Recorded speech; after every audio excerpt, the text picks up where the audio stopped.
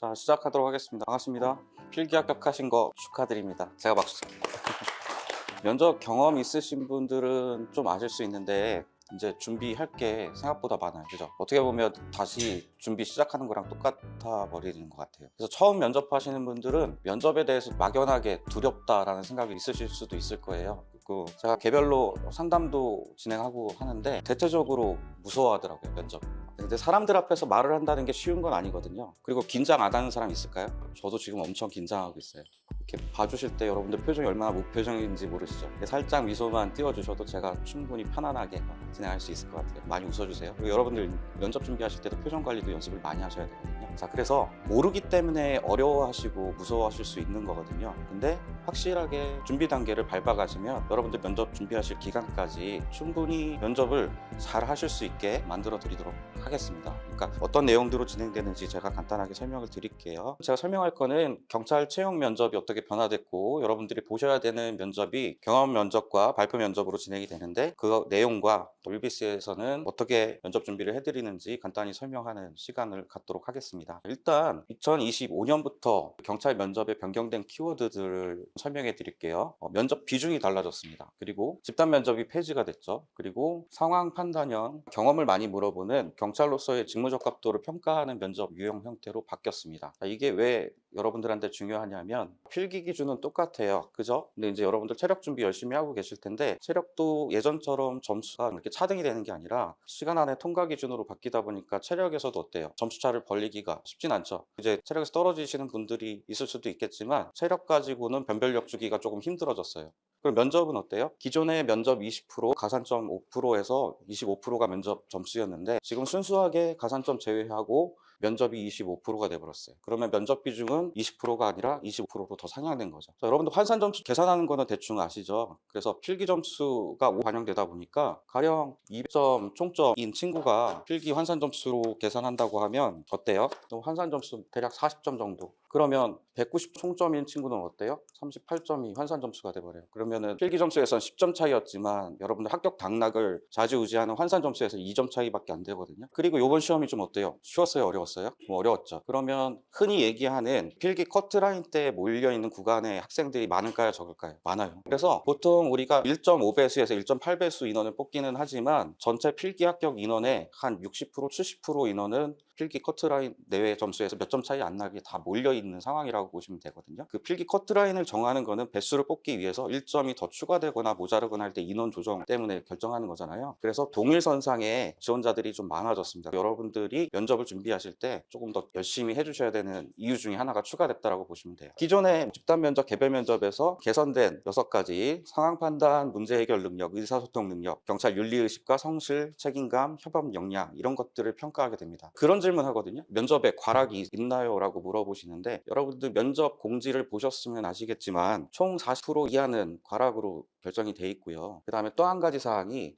면접관 과반수 이상이 동일 항목에 대해서 2점 처리를 했을 경우에도 과락 처리를 돼 있습니다. 그래서 가령 내가 면접 내용 중에 성실성이 좀 부족해 보였다든지 면접관 4분 들어오셨는데 3분이 점수를 안 줘버리면 이것도 과락으로 처리가 될 수가 있거든요. 그래서 합격하실 때까지 끝날 때까지 끝난 건 아니잖아요. 혹시 내가 고안산이고 체력도 자신 있고 하시더라도 최종 합격 때까지는 긴장감 푸지 마시고 꾸준히 연습을 해주셔야 되는 이유 중에 하나라고 보시면 돼요. 여러분들 인적성 검사일 날 보시면 인적성 검사와 사전조사서라는 거를 작성하게 돼요. 처음 하시는 분들을 위해서 설명을 간단하게 드리면 인적성 같은 경우는 성격 검사 유형도 하고 그 다음에 직무에 적합한 능력을 갖추고 있는지 문장 완성이라든지 수열이라든지 이런 적성 검사도 일부 실시를 합니다. 그럼 인적성 검사는 면접에서 어떻게 활용이 돼요? 그걸로 합격 당락을 좌지우지 하나요? 그렇지는 않죠. 근데 검사 결과 자체를 면접관이 가지고 있기 때문에 행동분석관이 면접관 중에 숨어 있습니다. 그래서 여러분들 혹시 좀 욱하는 성미가 있다던가 이런 성향이 나오면 계속해서 그 친구를 자극해서 그러한 성향이 실제적으로 발휘되는지도 한번 보고 여러분들 만약에 독자성이라든지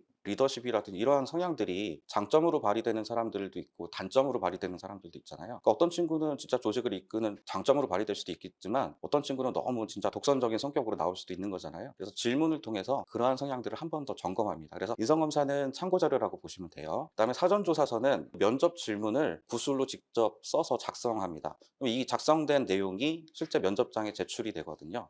그럼 면접관이 그걸 읽어보고 질문을 합니다. 근데 평균적으로 보면 10명의 친구 가운데 한 서너 명은 사전조사서 관련된 질문을 받게 돼요. 근데 면접 경험이 있으시거나 준비를 하셨던 분들은 상관없는데 면접 처음이신 분들 대부분 인적성 검사 전에 면접 특강 개강을 안 하잖아요. 그럼 어때요? 쓰지 말아야 될 내용 아니면 실수할 수 있는 내용들이 기술될 수도 있어요. 그럼 그 내용이 기술되면 어때요? 그건 면접장으로 그대로 가요. 그럼 거기서 얘기를 바꿀 수가 있을까요? 없을까요? 바꾸면 또 거짓말이 돼버리잖아요. 그래서 사전조사서 같은 경우도 그냥 쉽게 생각하면 쉽게 생각하실 수 있겠지만 면접에서 바꿀 수 없는 사안이기 때문에 준비를 좀 하고 가셔야 된다라고 말씀을 드릴게요. 경험 면접이라고 하는데 그 면접관이 단순하게 이제 질문 유형, 뭐 기출 여러분들 보시면 아시겠지만 단순하게 어떤 걸 물어보냐, 뭐 책임감을 발휘해 본 경험 있나요? 혹시 위기를 극복해 보신 적 있습니까? 갈등 중재해 본 경험 있어요? 남들을 위해 희생해 본 적 있습니까? 이런 질문들을 하잖아요. 면접관이 이런 거 왜 물어볼까요? 단순하게 여러분들 개인 사례를 물어보는 걸까요? 육하 원칙에 의해서 그 사건을 그냥 설명하는데 급급하면 좋은 점수를 받을 수 있을까요? 없을까요? 없습니다.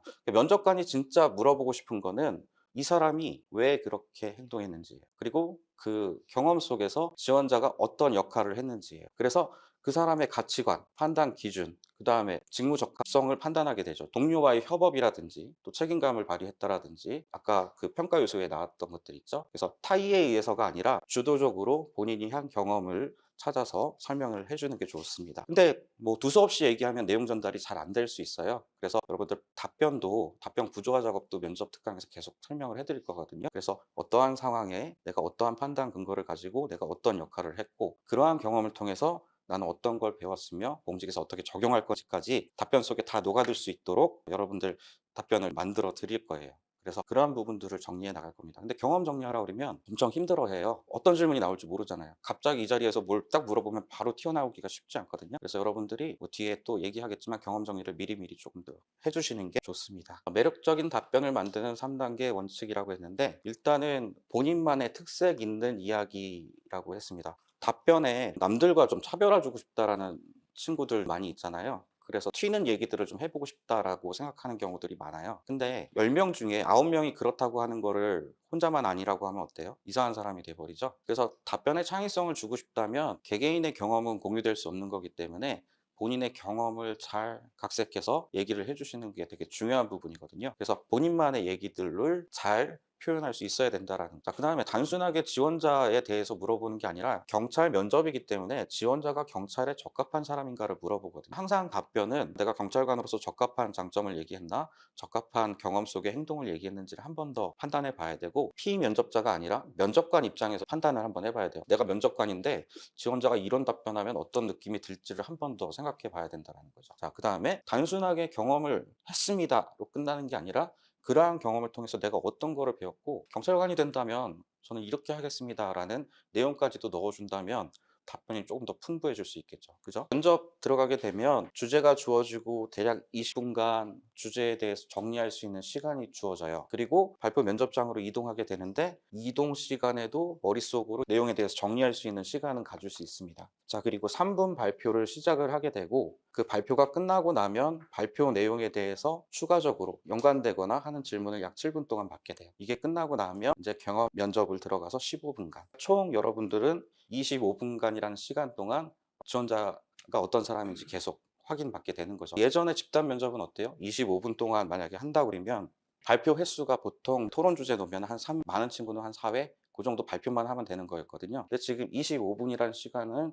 여러분들이 온전히 다 소비해야 되는 시간이기 때문에 면접이 훨씬 더 어려워졌다라고 여러분들 판단해 보셔야 돼요.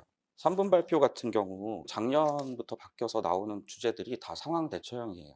경찰관으로서 이러한 상황이 주어졌는데 너는 어떻게 행동할 거냐, 이거를 주로 주제들로 계속 나오고 있거든요. 그래서 상황 대처형 발표 면접 3분 동안 발표를 한다라는 게 생각보다 양이 좀 많아요. 여러분들 처음 모의 면접에서 연습시키잖아요. 그러면 채 2분 하기도 좀 어려워하거든요. 3분이라는 분량을 어떻게 채울지 좀 막막해요. 근데 이게 구도를 잡아놓으면 나중에 어떠한 주제가 나와도 처음엔 이거 하고 두 번째는 이거 하고 세 번째는 이거 하면 얼추 시간을 맞춰줄 수가 있는 거거든요. 그러한 연습들을 하게 됩니다. 상황이 주어지면 주어진 상황에 대해서 대처 방안을 머릿속으로 순차적으로 그려보는 것도 되게 중요하거든요. 내가 실제로 그 현장에 갔다 그러면 나 첫 번째로는 이거 하고 두 번째로는 이거 하고 세 번째로 이거 하고 순서에 맞게 순서를 한번 머릿속으로 그려보는 것도 중요하죠. 그 다음에 그러한 상황을 해결할 때 경찰관으로서 어떤 거를 최우선시 할 건지도 발표 내용에 좀 녹아 있어야 돼요. 그죠? 범죄 현장에 출동했을 때 시민의 안전을 최우선 할 건지 아니면 범인의 검거를 최우선 할 건지 나는 범인 검거 쪽으로만 막 치우쳐서 얘기해 보면 어때요? 근데 이런 실수들이 범해질 수가 있는 거거든요. 그래서 어떤 최우선 가치와 목표를 가지고 있는지 이러한 부분도 생각을 하게 됩니다. 처리 과정에서 변수들이 생길 수가 있어요. 발표 내용에서 만약에 상대가 이렇다면 저는 이렇게 행동할 거고 저런 상황이라면 저렇게 행동할 거고 이러한 다양한 변수들에 대한 대처 부분도 얘기해 주면 좋겠죠. 그 다음에 어떤 근거로 그렇게 할 건데 여러분들 열심히 배웠잖아요. 지금 필기 공부하는 동안 그죠? 그런 부분들이 녹아져서 적용될 수 있는지 그리고 보통 출동할 때 혼자 가요? 둘이 가요? 둘이 가요. 그럼 나 혼자만 이렇게 하겠다가 아니라 동료와 업무 배분을 어떻게 할 건지 지원은 어떻게 받을 건지 협업할 수 있는 친구인지 그런 부분들도 판단하게 되는 거죠. 그리고 단순하게 여기 사건 처리해서 끝났습니다. 이게 아니라 그 이후에 후속 조치까지 얘기해 준다면 3분 분량이 어때요? 모자랄 수도 있어요. 그죠? 충분히 발표하실 수 있는 분량을 계속해서 연습시켜 드릴 거예요. 기출 하나 볼까요? 발표 주제. 경찰은 야간에 반복 신고가 들어온 가족폭력 현장에 출동했으나 피해자는 처벌을 원치 않는다며 진술을 거부한다. 가해자는 술에 취해 있으나 폭력은 멈춘 상태. 현장에는 미성년 자녀도 함께 있다. 현장 경찰관으로서의 대처 방안은 이라고 나와 있습니다. 여러분들 이 문제에서 짚고 넘어가야 할 키워드들은 뭐예요? 뭐 있을까요? 반복. 그쵸? 이것도 중요한 거고. 또 일단 가정폭력 현장이라고는 했지만 누가 있어요? 네, 미성년자가 있어요. 또 처벌을 원치 않는다면 진술을 거부하는 상황이에요. 이렇게 문제 속에서 여러분들이 해결해야 될 키워드들이 딱딱 보인다면 어때요? 발표 내용을 준비하기가 훨씬 더 수월해지는 거죠. 그럼 이 사건 현장에서 최우선시해야 될 건 뭐예요? 예, 미성년자 자녀 안정 부분도 생각해 줘야 되는 거죠.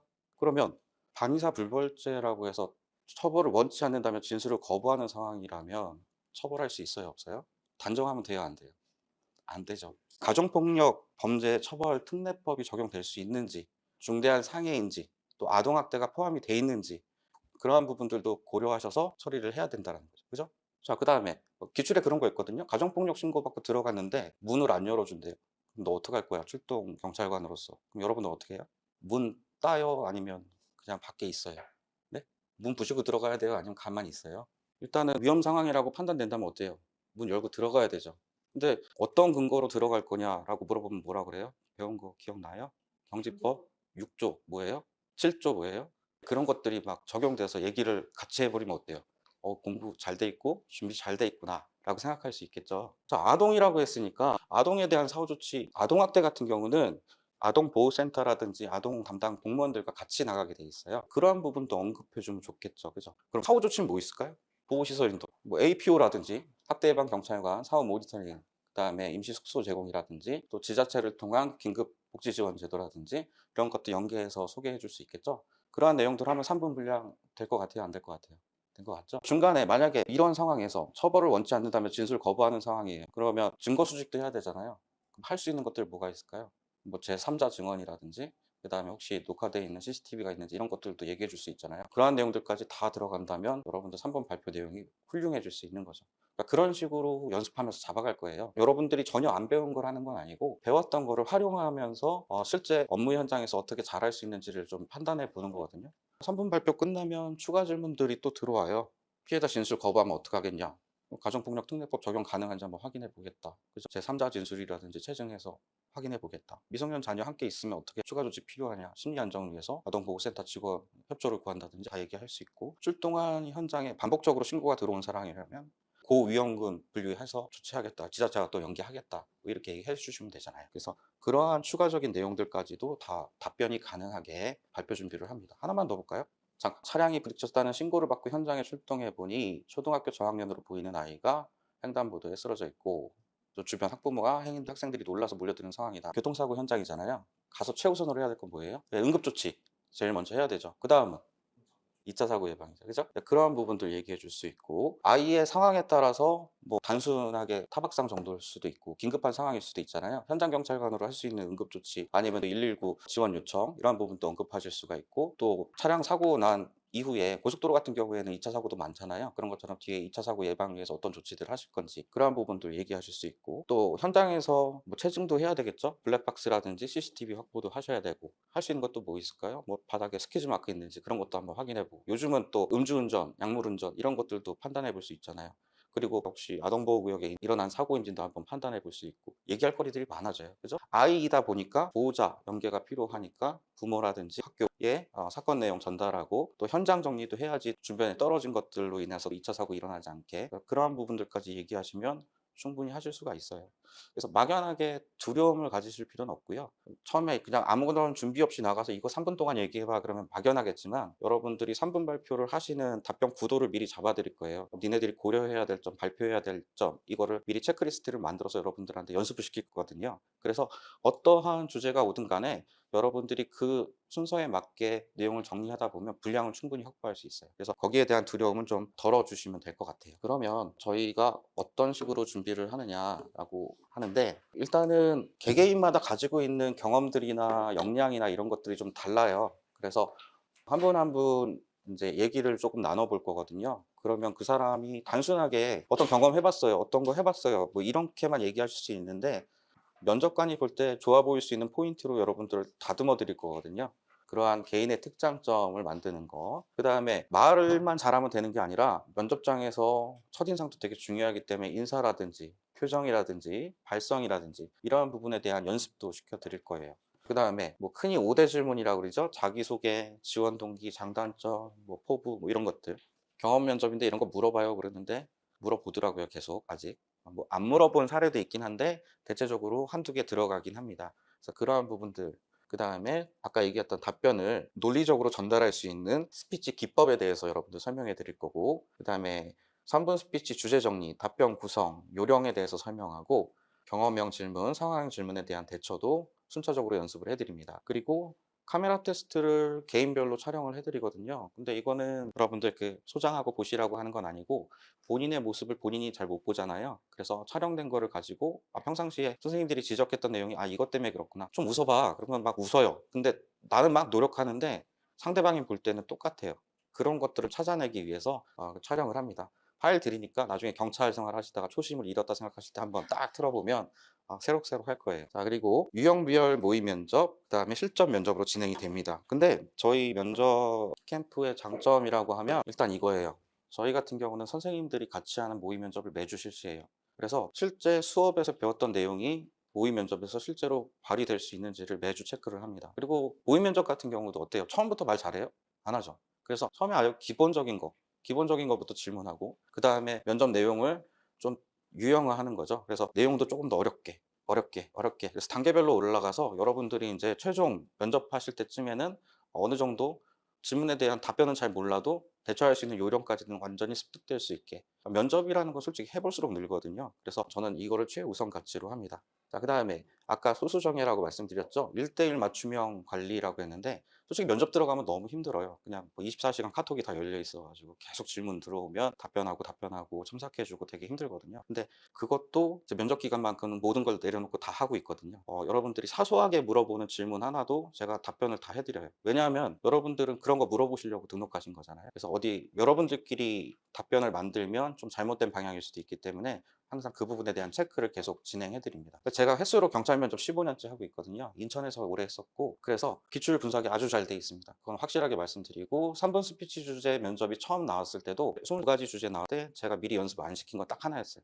그러니까 왜냐하면 그 상황형 질문들 같은 경우도 새롭게 만들어졌다기보다는 관연도, 기출, 상황형 질문에서 변형되는 주제들이 많이 나왔었거든요. 그리고 25년도 2차도 마찬가지였고 그래서 여러분들이 필요한 부분만큼은 충분히 연습을 시켜드릴 수 있으니까 그 부분 걱정 안 하셔도 됩니다. 카메라 테스트 말씀드렸고 관리형 스터디인데 면접은 그 조편성 되게 중요하다고 많이들 얘기하잖아요. 그죠? 조원들 잘 만나면 잘 되고 또 조원들 좀 이상하면 좀 힘들다 뭐 이런 얘기도 많이 하는데 조별로 많이 방치되면 그럴 수 있습니다. 근데 저 같은 경우는 이제 면접 기간에 학원에 계속 상주해 있거든요. 여러분들 스터디 과정에서도 필요하실 때마다 계속 돌아다니면서 관리를 해드릴 거예요. 그 스터디 조 방향성에 대해서 잘 잡아드리니까 그러한 부분까지 걱정 안 하셔도 된다라는 거. 자, 책임 관리. 여러분들 면접일까지, 그러니까 면접 그 일정은 나와 있거든요. 커리큘럼은. 그대로 끝나요라고 물어보시는데 본인 청마다 면접 일자 좀 다 다르잖아요. 그래서 마지막 분까지 해서 면접 보러 지방 내려가기 전날도 지난번에 제가 최종 점검해주고 내려보냈거든요. 그러니까 여러분들 면접 보실 때까지 계속해서 관리를 해드리겠습니다. 여러분들 면접 준비를 사전에 준비할 수 있는 것들은 뭐가 있을까요? 자기소개? 그것도 좋아요. 일단은 근데 저는 개인 경험 키워드를 좀 정리해 두는 게 좋다라고 생각이 들어요.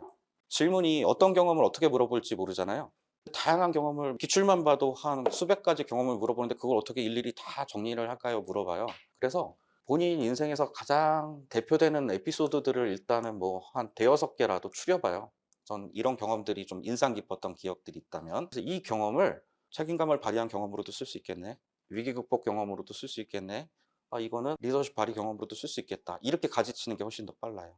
그 대학교 때 조별과제 조장을 했던 경험이 있거든요. 그래서 이제 복학생이고 점수도 좀 필요한데 어린 친구들이라 열심히 안 해가지고 맨날 밥 사주고 술 사주고 해가지고 겨우 해서 원하는 점수는 아니지만 그래도 A0 받았던 기억이 있어요. 살면서 리더십 발휘해본 경험 있습니까? 제가 예전에 조별과제 조장일 때 얘기를 해요. 살면서 위기를 극복해 보신 적 있나요? 예전에 제가 조별과제 조장일 때 살면서 갈등 중재해 보신 적 있습니까? 제가 예전에 조별과제 조장일 때 이런 거예요. 그러니까 한 가지 경험을 가지고 가지칠 수 있는 것들을 여러분들 정리해 놓는 거죠. 자, 그럼 아까 단순하게 경험을 물어본다고 그랬어요? 아니면 경험 속에서 뭘 물어봐요? 지원자의 역량과 가치관, 역할을 물어본다고 그랬죠? 거기서 나의 대표되는 키워드들이 있을 거예요. 그죠? 그거를 정리하면 나라는 사람의 마인드맵이 딱 나와요. 나는 이런 사람이야. 이제 그거 가지고 아까 얘기했던 5대 질문, 자기소개, 지원 동기, 장점, 단점들을 만들어가는 거죠. 이거는 공통특강 때 한 번 더 얘기는 하겠지만 남들보다 조금 여리여리해 보이고 왜소하고 유약해 보이는 외형을 가지고 있어요. 근데 너의 장점이 뭐야? 라고 했는데 저는 매사에 친절합니다. 저는 대화를 잘하는 편이에요. 이런 장점들을 나열하면 그 사람의 이미지가 어떨까요? 좀 더 유해 보이겠죠. 그러면 그게 좋을 수도 있겠지만 여기는 경찰관을 뽑는 자리이기 때문에 어때요?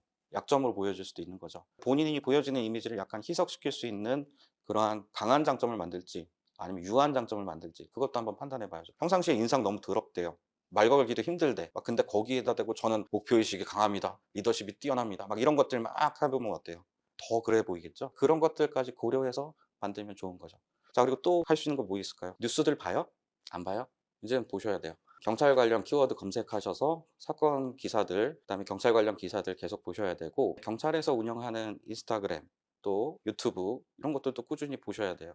거기서 얻어지는 것들이 많이 있거든요. 그리고 실제 면접장에서도 되게 좋아해요.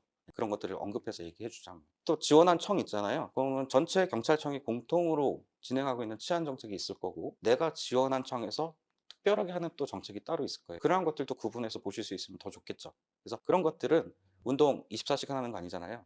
그러니까 시간 날 때마다 보실 수가 있어요. 오늘 아침에 이제 나오다 보니까 오늘 중요한 날이더라고요. 지금 광화문 어때요? 사람 많죠?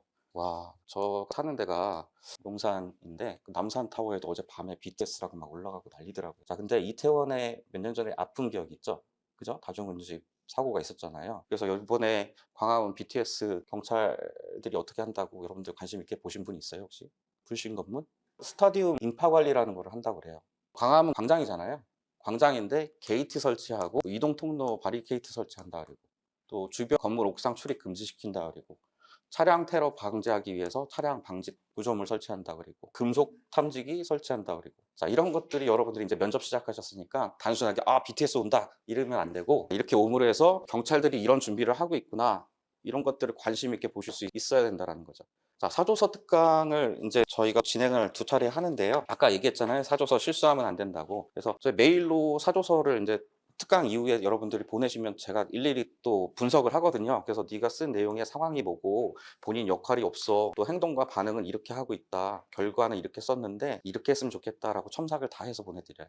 그래서 여러분들 그 연습하실 때까지 최대한 해드리려고 노력하고 있습니다. 그리고 카톡 계속 와도 답변 다 달아줍니다. 그리고 저희는 합격하면은 여기 학원에서 종강을 치맥으로 하거든요. 그래서 마지막 수업이 종강이 아니라 종강은 이때예요. 그래서 합격 못하면 종강 못하기 때문에 합격하실 때까지 계속 관리를 할 겁니다. 면접에서 중요한 거는 여러 가지들이 있겠지만 뭐 마지막으로 좀 설명을 해보자면 개개인마다 가지고 있는 건 다 좋거든요. 근데 그 좋은 부분을 면접관한테 어필할 수 있는 능력들이 조금 부족한 거예요. 그래서 그러한 부분들, 기술적인 부분도 설명을 해드릴 거고 또 약간 야매지만 어둠의 스킬들 봉사 경험 있어요? 근데 봉사 경험 하나도 없는데 그걸로 좀 이쁘게 포장해서 얘기하는 거. 예를 들면 저 학교 다닐 때 목욕봉사 2시간이 다거든요. 해본 적이 없어요. 헌혈은 몇 번 했지만 그거 가지고 답변을 만들어 보는 거예요. 예전에 학창 시절에 양로원 목욕봉사를 간 적이 있습니다. 나이 많으신 분들을 상대하다 보니까 약간의 좀 두려움도 있었고 목욕봉사가 남의 몸에 손을 댄다는 것에 대해서 약간의 거부감도 안고 봉사에 임했습니다. 막상 가보니까 할머니 할아버지들이 저희를 너무나 반갑게 맞아주셨고 제가 알지 못했던 재밌는 얘기들도 너무 많이 해주셨습니다. 그래서 봉사라기보단 제 스스로 너무 즐거운 시간을 보내고 온 것 같습니다. 돌아갈 때쯤에는 할머니께서 제 손을 잡아주시면서 눈물을 흘리시면서 언제 올 거냐고 또 올 거냐고 하시는 말씀에 제가 더 큰 위로를 받고 왔습니다. 제가 경찰관이 된다면 그럼 어때요? 육하 원칙은 다 뺐어요. 그죠? 답변을 그냥 감성적인 접근으로 들어간 거거든요. 그래서 어쨌든 면접관의 마음을 움직일 수 있는 스킬들도 조금씩은 가르쳐 드릴 겁니다. 그래서 말 잘하는 사람 필요하죠. 그죠? 이제 아까도 얘기했지만 누구나 다 긴장은 해요. 근데 경찰 면접관 하시는 분들은 경력이 어때요? 많아요. 그러면 이제 막내 신입 직원 뽑는 자리예요. 근데 긴장하고 있는 모습이 이쁠까요? 아니면 미울까요? 이뻐요. 그죠?